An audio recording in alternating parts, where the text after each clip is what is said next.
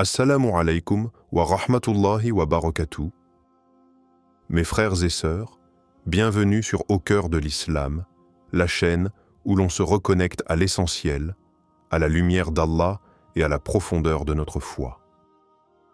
Aujourd'hui, je vous partage un rappel important. 7 choses que nous devons abandonner pour entendre Allah plus clairement dans notre cœur.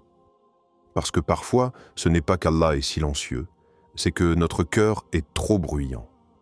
Alors installe-toi, respire profondément et ouvre ton cœur.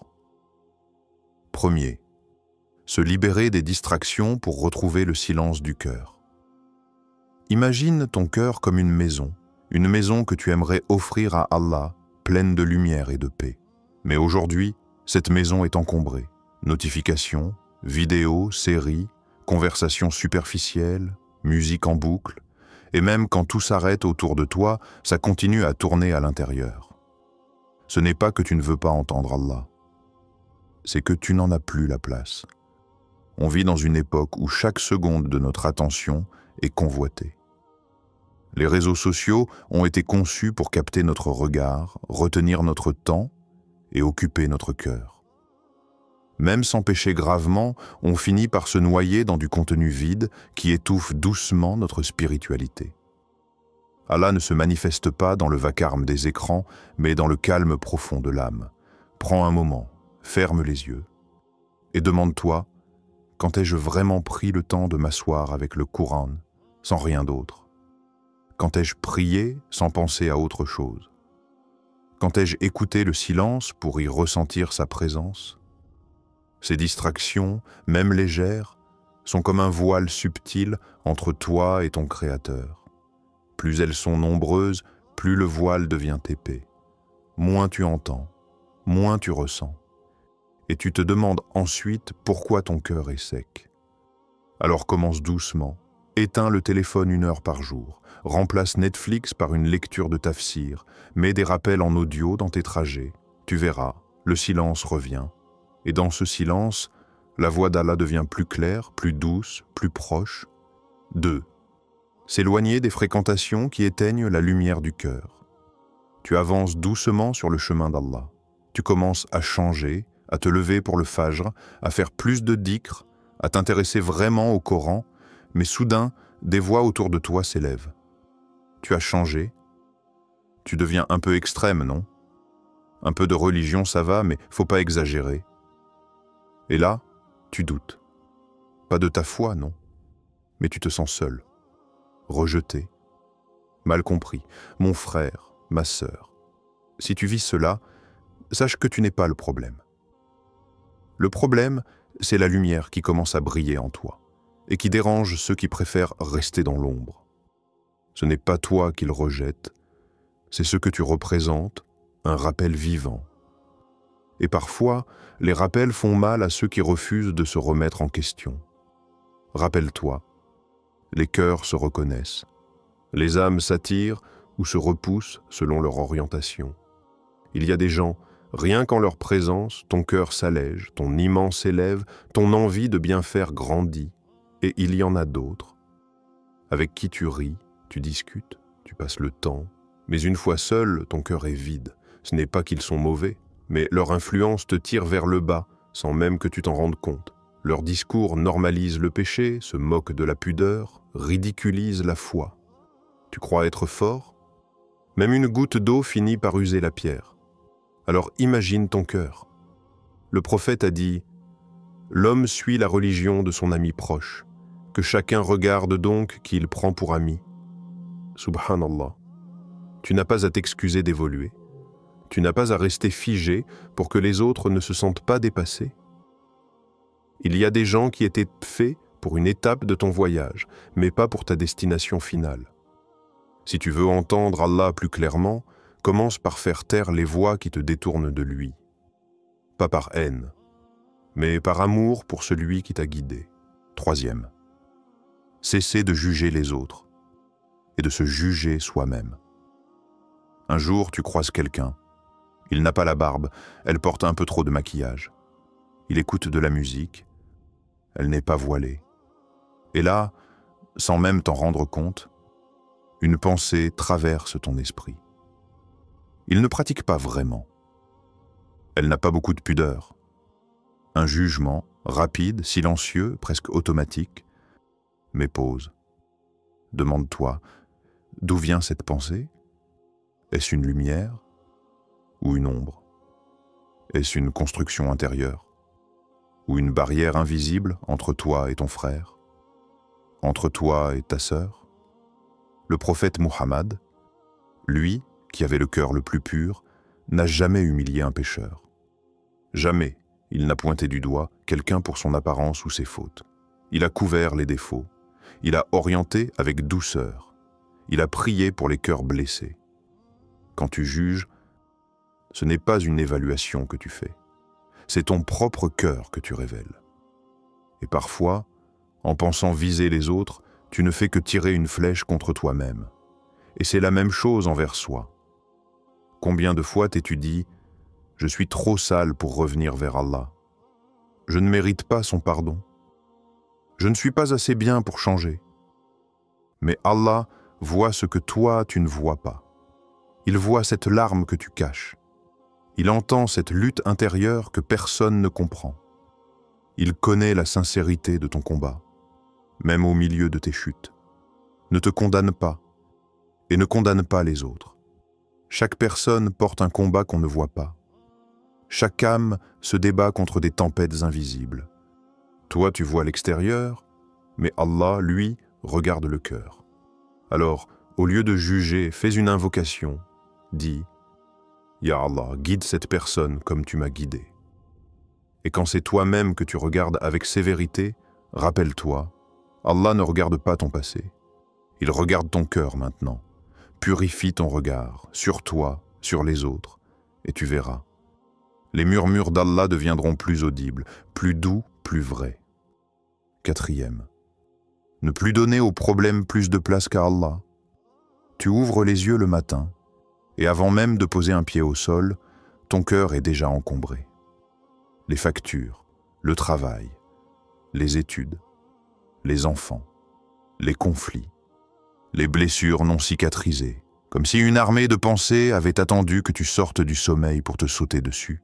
Et parfois, tu veux prier, mais ton cœur est lourd.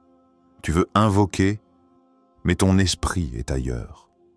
Tu veux écouter un rappel, mais ta tête est remplie de « je dois », de « et si », de « je n'y arriverai jamais ». Franchement, ce n'est pas le souci qui te détruit. C'est la place que tu lui laisses dans ton cœur. Ce cœur, il a été créé pour Allah.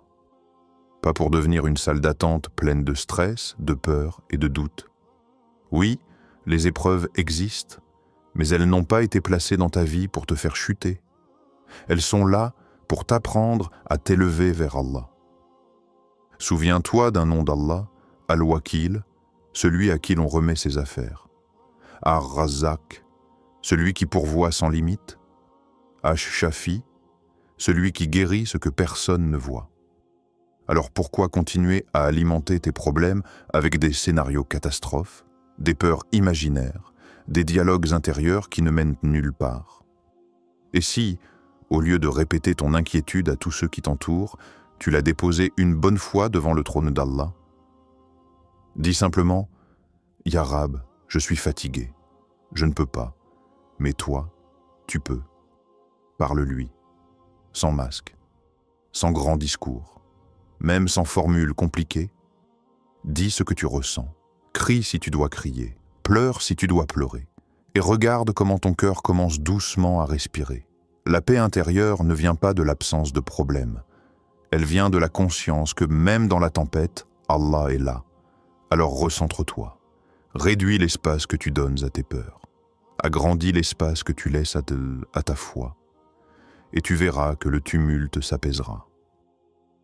Ton cœur n'est pas fait pour être un champ de bataille. Il est fait pour devenir un sanctuaire. 5e. Apprendre à ralentir pour mieux entendre. Imagine un lac, une étendue d'eau parfaitement calme. Pas une vague, pas un souffle de vent. Ce silence est tel que tu peux entendre ton propre cœur. Chaque battement, chaque soupir, c'est ça, le silence que ton âme recherche. un silence où Allah peut être entendu sans filtre.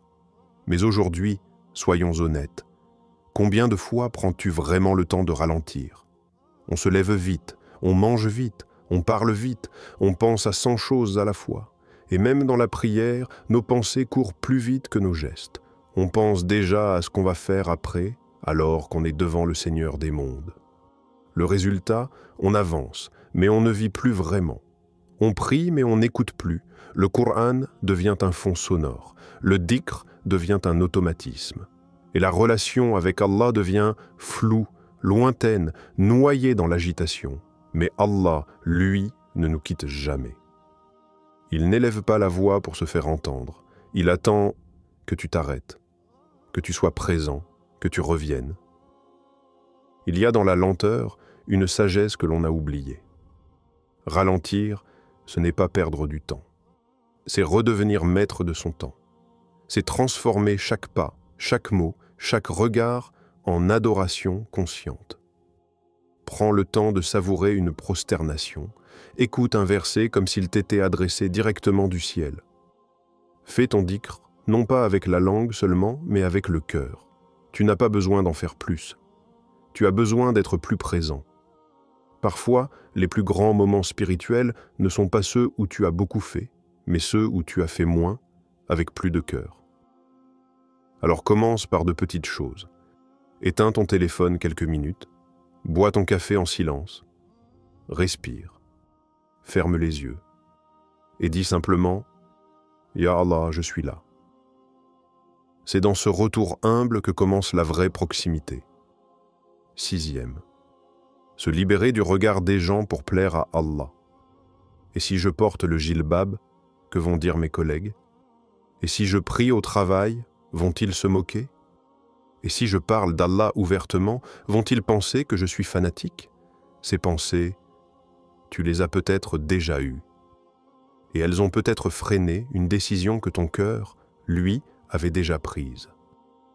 Mon frère, ma sœur, le regard des gens peut être une vraie prison invisible. Tu veux être aimé, accepté, respecté, c'est humain. Mais cette recherche d'approbation peut devenir un piège si elle prend la place de celle qui compte le plus, l'approbation d'Allah. Le prophète, le meilleur des hommes, a été traité de fou, de menteur, de sorcier. Mais jamais il n'a reculé. Jamais il n'a adouci son message pour plaire à la foule. Il a dit « Il n'y a de divinité qu'Allah ». Et il l'a dit haut, même quand tout le monde lui tournait le dos. Alors pourquoi toi, tu hésites? Pourquoi toi, tu baisses les yeux quand il est temps de montrer ta foi? La vérité, c'est que les gens changent chaque jour. Leurs opinions fluctuent comme le vent. Aujourd'hui, ils t'aiment, demain, ils te critiquent, après-demain, ils t'oublient. Mais Allah ne change pas. Sa miséricorde ne se tarit pas. Son regard est constant. Son amour est vrai. Il vaut mieux être seul sur le chemin de la vérité que bien accompagné sur le chemin de l'oubli. Et même si tu ressens la solitude, sache qu'Allah est proche. Et ceux qui marchent pour lui ne sont jamais vraiment seuls. Fais un pas vers lui, même si tu dois le faire en tremblant, même si les regards sont lourds, même si les langues parlent, car au jour du jugement, ce ne sont pas ces gens qui te jugeront, ce sera Allah. Et à ce moment-là, tu seras reconnaissant d'avoir fait le bon choix. Alors vis pour celui qui t'a créé, aime pour celui qui t'a guidé, marche pour celui qui ne t'a jamais abandonné, et tu verras qu'en cherchant à plaire à Allah, tu retrouveras aussi la paix avec toi-même. 7. Arrêter de trop réfléchir et faire confiance à Allah, et si ce n'était pas le bon moment, et si je me trompais, et si je n'étais pas prêt, et si je n'y arrivais pas. Ces questions, tu les connais bien, on les entend tous à l'intérieur. Elles reviennent à chaque projet, à chaque changement, à chaque pas vers le bien. Mais souvent, elles ne sont pas là pour t'aider. Elles sont là pour te freiner. Le doute est une des armes les plus discrètes de Shaitan. Il ne te pousse pas à désobéir frontalement. Non, il te murmure que tu n'es pas prêt. Il te fait attendre. Encore un peu. Et encore. jusqu'à ce que l'occasion passe. Mais la foi, c'est aussi oser marcher sans voir la destination clairement. Regarde Ibrahim alayhi salam. Allah lui demande de quitter sa terre, de laisser sa famille dans le désert, de lever le couteau sur son propre fils, et il obéit. Sans poser 1000 questions, sans chercher toutes les garanties, il fait confiance. Et toi? Si Allah met une chose dans ton cœur, ce n'est pas un hasard. Si tu ressens l'envie de te rapprocher de lui, de te purifier, de commencer un projet utile, d'abandonner un péché, de changer de fréquentation, alors agis. Dis Bismillah.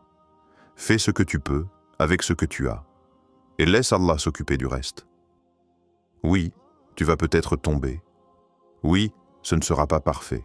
Mais chaque pas vers Allah est compté, honoré, multiplié. Et Allah ne déçoit jamais ceux qui s'en remettent sincèrement à lui. Alors lève-toi, bouge, fais confiance. Et souviens-toi, le doute tue plus de rêves que l'échec. Si tu veux entendre Allah plus clairement, commence par faire de la place dans ton cœur. Moins de distractions, moins de fréquentation toxique, moins de jugement, moins de doute. Et surtout, plus de tawakkul, plus de silence, plus de dhikr, plus de lumière. Allah parle à ses serviteurs sincères. Mais la vraie question c'est, as-tu libéré ton cœur pour l'écouter? Abonne-toi et active la cloche pour ne rien manquer. Assalamu alaykum wa rahmatullahi wa barakatuh. Amin.